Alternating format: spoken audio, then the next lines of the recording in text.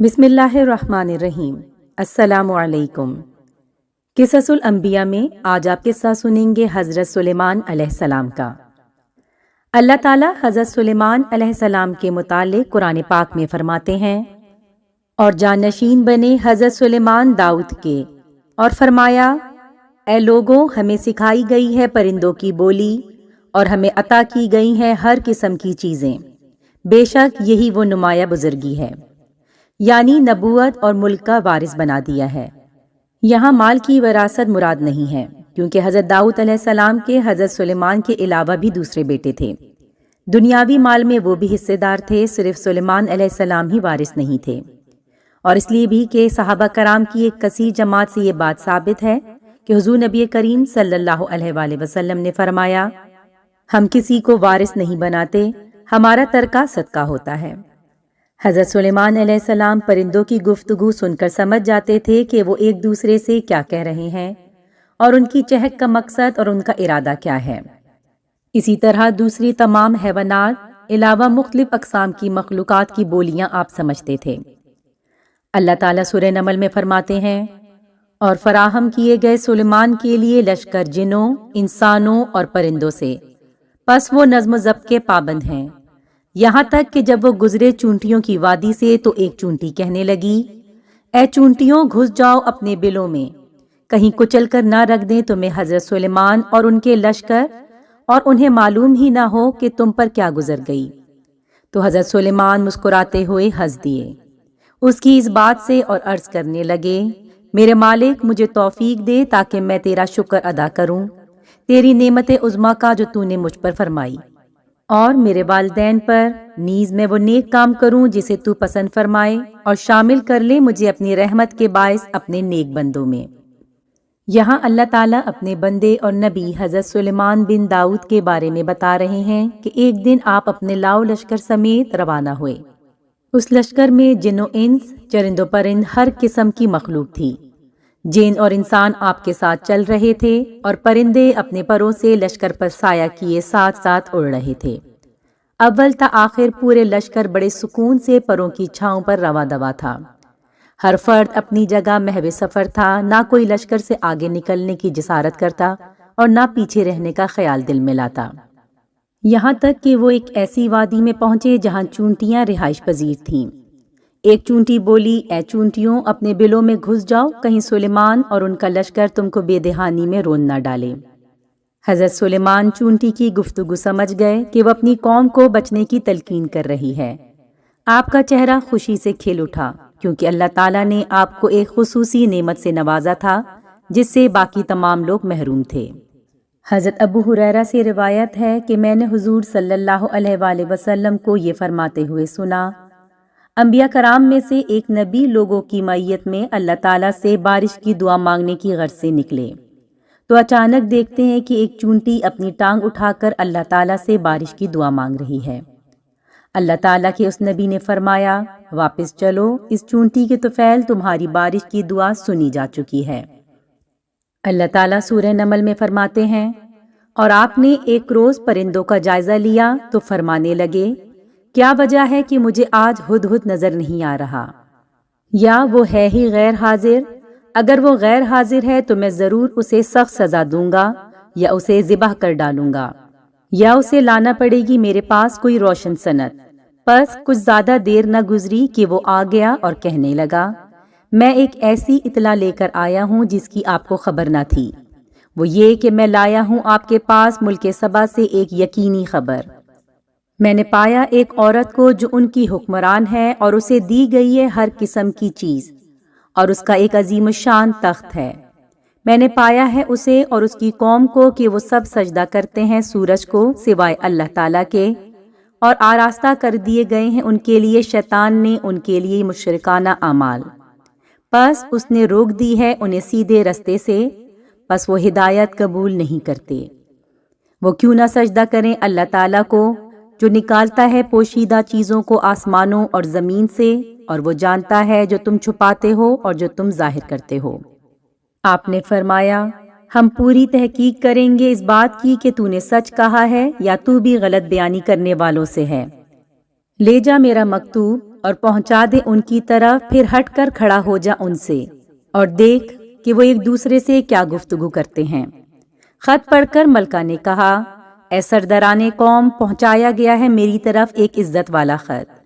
یہ حضرت سلیمان کی طرف سے ہے، اور وہ یہ ہے کہ اللہ تعالیٰ کے نام سے شروع کرتا ہوں جو رحمان اور رحیم ہے۔ تم لوگ غرور و تکبر نہ کرو، میرے مقابلے میں چلے آؤ میرے پاس فرما بردار بن کر۔ ملکہ نے کہا، اے سرداران قوم، مجھے مشورہ دو اس معاملے میں کوئی حتمی فیصلہ نہیں کیا کرتی جب تک تم موجود نہ ہو۔ وہ کہنے لگے، ہم بڑے طاقتور سخت جنگجو ہیں اور فیصلہ کرنا آپ کے اختیار میں ہے، آپ غور کر لیں کہ کیا حکم دینا چاہتی ہیں۔ ملکہ نے کہا، اس میں شک نہیں کہ بادشاہ جب داخل ہوتے ہیں کسی بستی میں تو اسے برباد کر دیتے ہیں اور بنا دیتے ہیں وہاں کے معزز شہریوں کو ذلیل، اور یہی ان کا دستور ہے۔ اسی لیے جنگ کرنا دانش مندی نہیں، اور میں بھیجتی ہوں ان کی طرف ایک تحفہ، پھر دیکھوں گی قاصد کیا جواب لے کر لوٹتے ہیں۔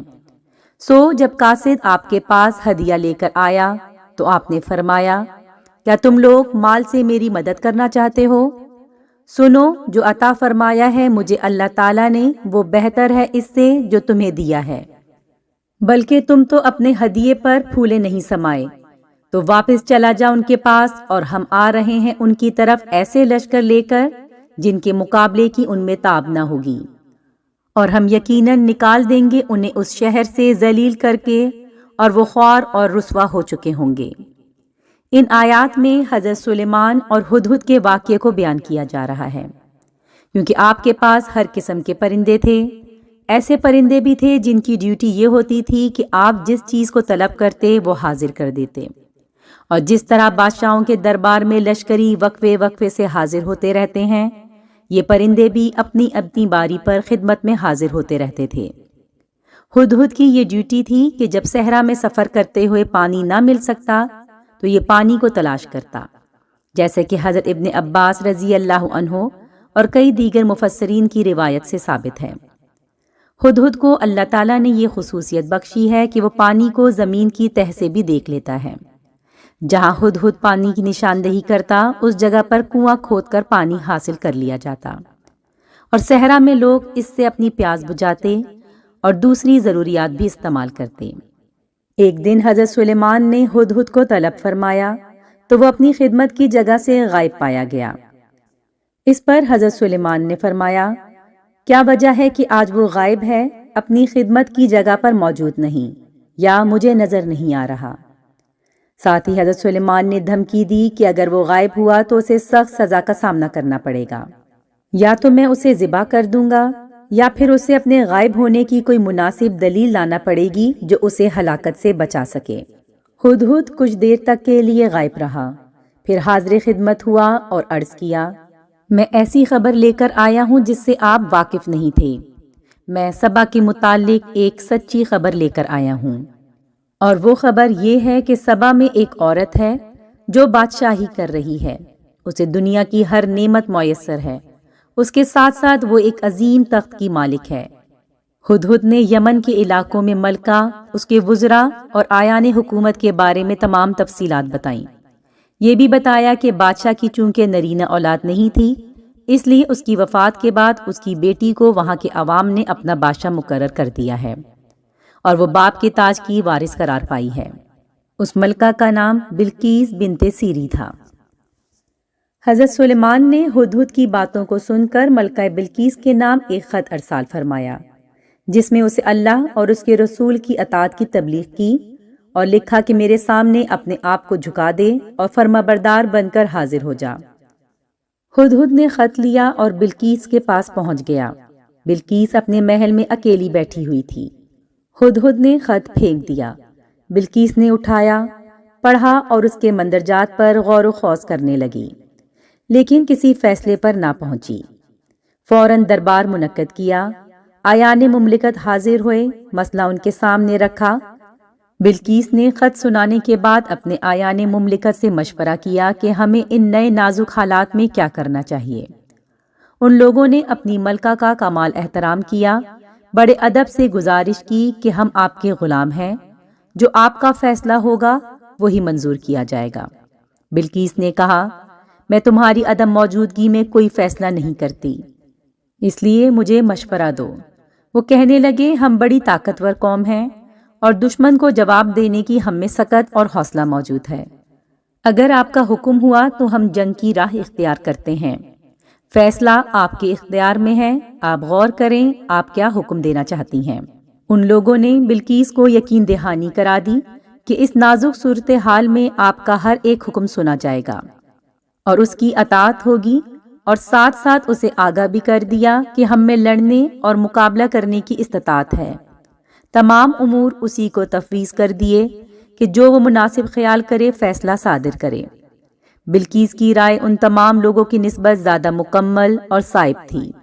وہ جانتی تھی کہ خط لکھنے والا کوئی عام شخص نہیں، وہ نہ تو مغلوب ہو سکتا ہے، نہ اس کے قدم روکے جا سکتے ہیں، نہ اسے دھوکہ دیا جا سکتا ہے اور نہ ہی اس کی مخالفت کی جا سکتی ہے۔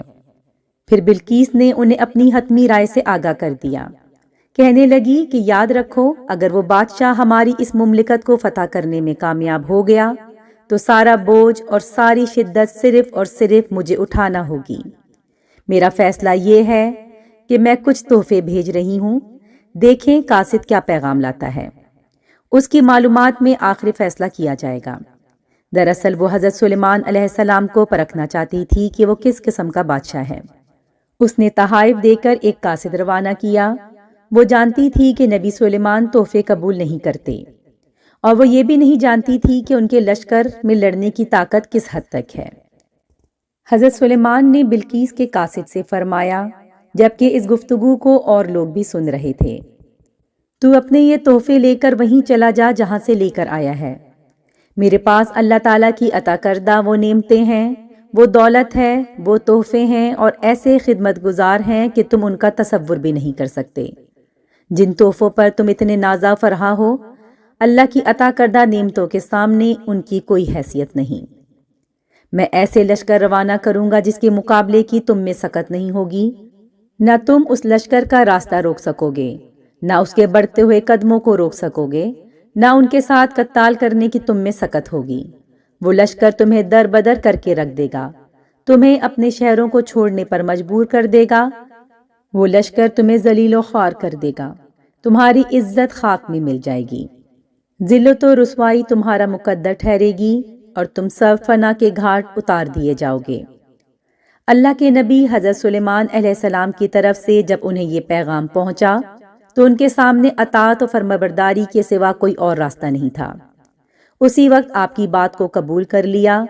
تمام اپنی ملکہ کی معیت میں ہاتھ باندھے سر جھکائے حضرت سلیمان کی خدمت میں حاضری کے لیے چل دیے۔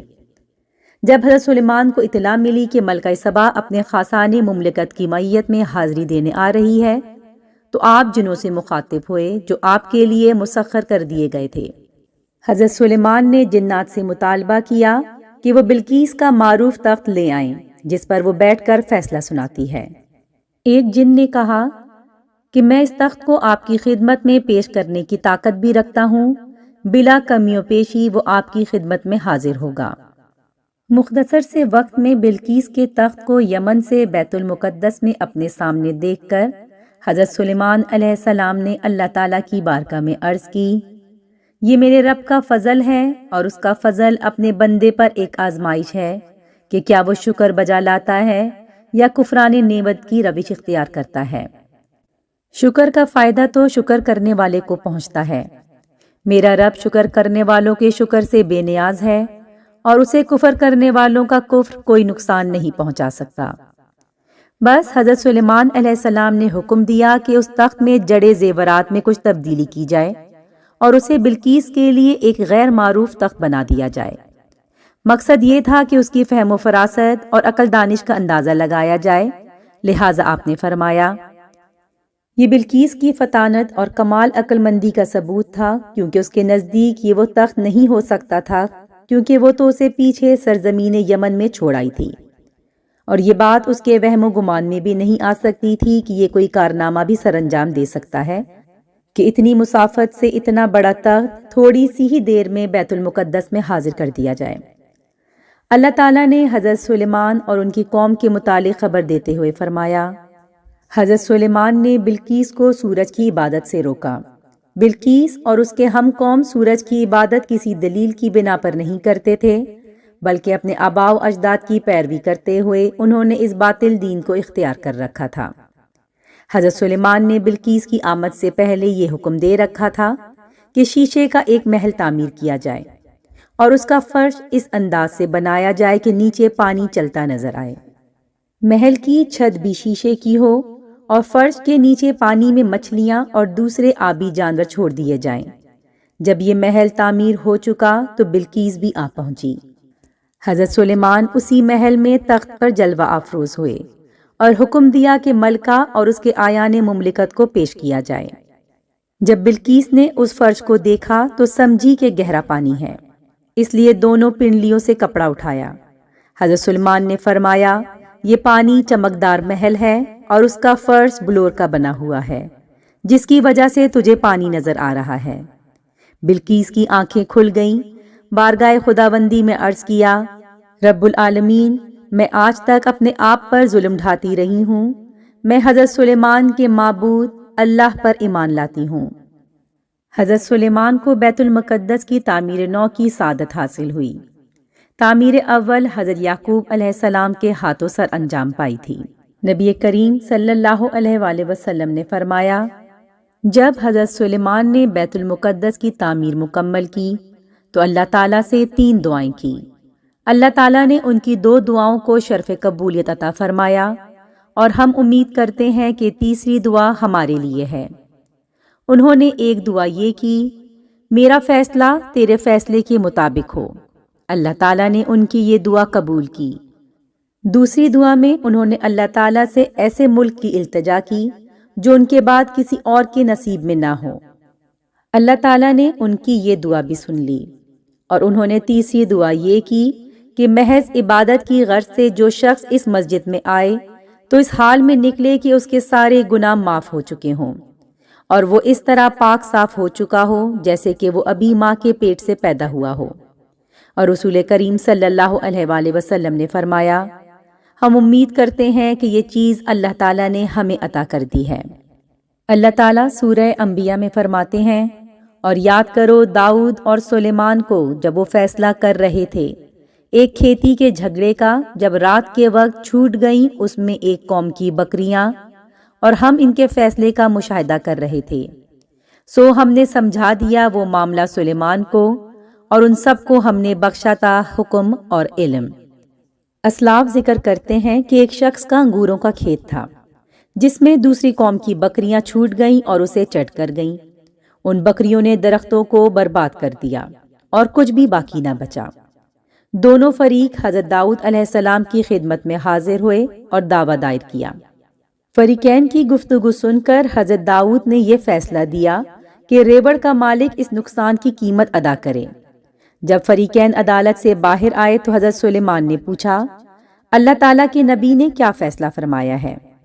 تو انہوں نے صورتحال بیان کی۔ حضرت سلیمان نے فرمایا، اگر میں ہوتا تو یہ فیصلہ دیتا کہ بکریاں کھیت والے کو دے دی جائیں اور وہ اس وقت تک ان کا دودھ اور اون سے فائدہ حاصل کرتا رہے جب تک کہ باغ صحیح ہو کر پھل نہ دینے لگ جائے، اور جب باغ میں پھل لگ جائیں تو بکریاں مالک کو دے دی جائیں اور باغ والے کے حوالے کر دیا جائے۔ یہ بات حضرت داؤد علیہ السلام کے گوش گزار ہوئی تو آپ نے اپنا فیصلہ تبدیل کر دیا اور حضرت سلیمان کے مطابق فیصلہ دیا۔ حضرت ابو ہریرہ سے روایت ہے کہ نبی کریم صلی اللہ علیہ وآلہ وسلم نے فرمایا، 2 عورتیں جا رہی تھیں، دونوں کے پاس ایک ایک بچہ تھا، بھیڑیا جھپٹا اور ایک عورت کا بچہ لے بھاگا، دونوں جھگڑنے لگیں۔ بڑی کہنے لگی، بھیڑیے نے تیرا بچہ لے گیا ہے۔ چھوٹی نے کہا، نہیں، بھیڑیا تیرا بچہ کھا گیا ہے۔ دونوں حضرت داؤد علیہ السلام کی خدمت میں فیصلہ کروانے کے لیے حاضر ہوئیں۔ آپ نے فیصلہ بڑی کے حق میں کر دیا۔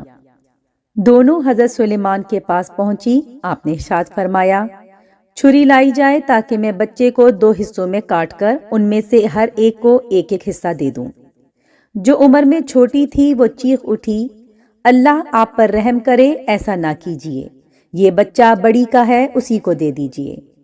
حضرت سلیمان سمجھ گئے کہ بچہ اسی کا ہے اور وہ اسے ہلاکت سے بچانا چاہتی ہے، ممتا کے جذبے کے تحت کہہ رہی ہے کہ یہ بڑی کا بچہ ہے، آپ نے فیصلہ چھوٹی کے حق میں دے دیا۔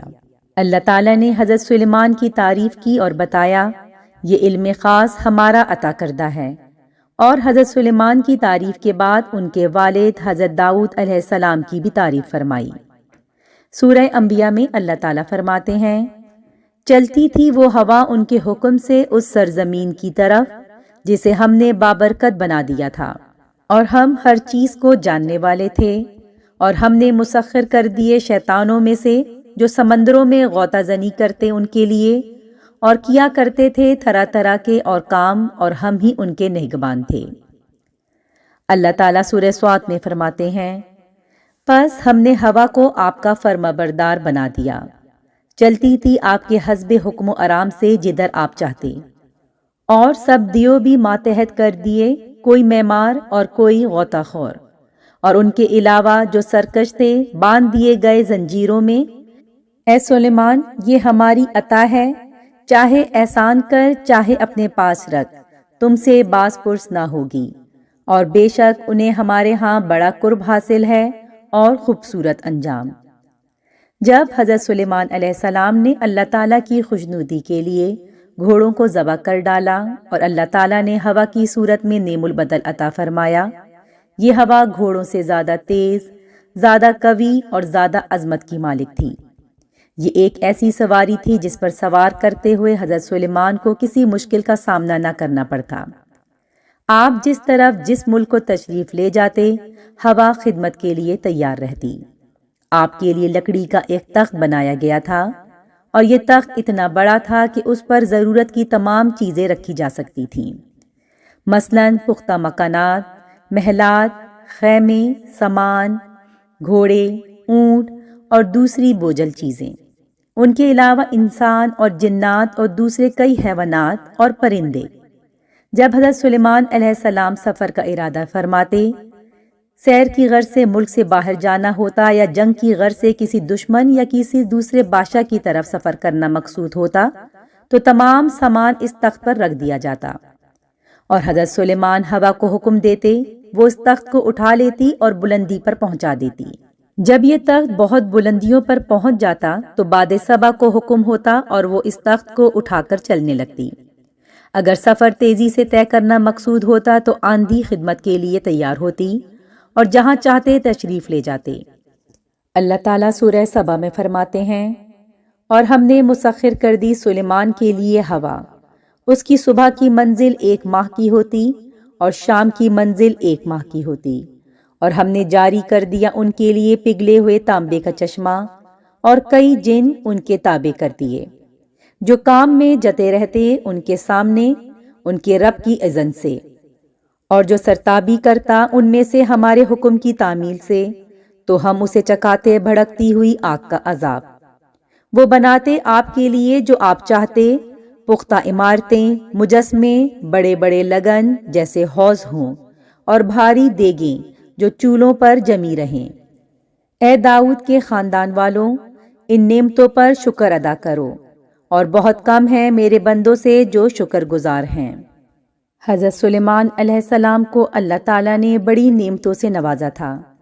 آپ ایک وسیع مملکت کے فرما روا تھے، لاؤ لشکر کی کثرت تھی، اور ایسے ایسے خدمتگار تھے کہ نہ آپ سے پہلے مثال ملتی ہے اور نہ ہی آپ کے بعد ایسی مثال ہوگی۔ حضرت سلیمان نے اللہ تعالیٰ سے عرض کی، میرے اللہ مجھے معاف فرما دے اور عطا فرما مجھے ایسی حکومت جو کسی کو میسر نہ ہو میرے بعد، بے شک تو ہی بے انداز عطا کرنے والا ہے۔ اللہ تعالیٰ نے آپ کو بے شمار نعمتوں سے مالا مال کرنے کے بعد فرمایا، اے سلیمان، یہ ہماری عطا ہے، چاہے کسی کو بخش کر احسان کر، چاہے اپنے پاس رکھ، تم سے باز پرس نہ ہوگی۔ یعنی اللہ تعالیٰ نے آپ کو نواز دیا ہے، اب آپ چاہیں عطا کریں اور جسے چاہیں محروم کر دیں، آپ سے کوئی حساب نہیں لیا جائے گا، آپ اپنی مرضی سے اس میں تصرف کریں۔ اللہ تعالیٰ نے آپ کو ان نعمتوں کا مالک بنا دیا ہے، آپ جو چاہیں کریں، اس پر آپ کا محاسبہ نہیں ہوگا۔ اللہ تعالیٰ سورہ سبا میں فرماتے ہیں، پس جب ہم نے سلیمان پر موت کا فیصلہ نافذ کر دیا، نہ پتہ دیا جنات کو آپ کی موت کا، مگر زمین کی دیمک نے جو کھاتا رہا آپ کے عصا کو۔ پس جب آپ زمین پر آ رہے تو جنوں پر یہ بات کھل گئی کہ اگر وہ غیب کو جانتے ہوتے تو اتنا عرصہ نہ رہتے اس رسوا کن عذاب میں۔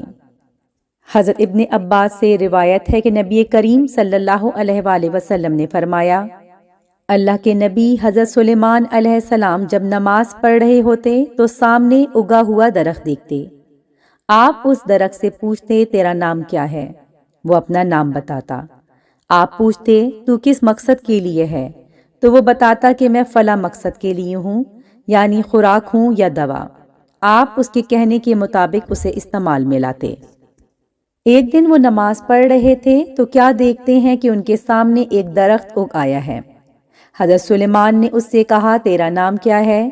درخت نے بتایا میرا نام خروب ہے۔ آپ نے فرمایا تو کس لیے ہے؟ درخت نے بتایا اس گھر کو خراب کرنے کے لیے۔ حضرت سلیمان نے دعا کی، اے اللہ جنوں کو میری موت سے بے خبر رکھنا تاکہ لوگوں کو معلوم ہو جائے کہ جن غیب نہیں جانتے۔ حضرت سلیمان نے لکڑی کو چھیل کر ایک عصا بنایا اور اس پر 1 سال تک ٹیک لگا کر کھڑے رہے اور جن کام کرتے رہے۔ دیمک نے اندر سے اس عصا کو کھا ڈالا۔ حضرت سلیمان علیہ السلام گر پڑے تو لوگوں کو معلوم ہو گیا کہ جن اگر غیب جانتے تو 1 سال تک سخت مشقت میں نہ پڑے رہتے۔ حضرت ابن عباس اور کئی دیگر صحابہ کرام رضی اللہ عنہم سے روایت ہے کہ حضرت سلیمان علیہ السلام سال یا 2 سال یا اس سے کم بیت المقدس میں خلوت نشین ہوتے، کھانے پینے کا سامان ساتھ لے جاتے۔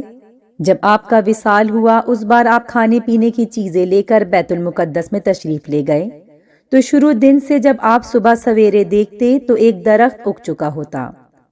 آپ اس کے پاس جاتے، اس کا نام پوچھتے۔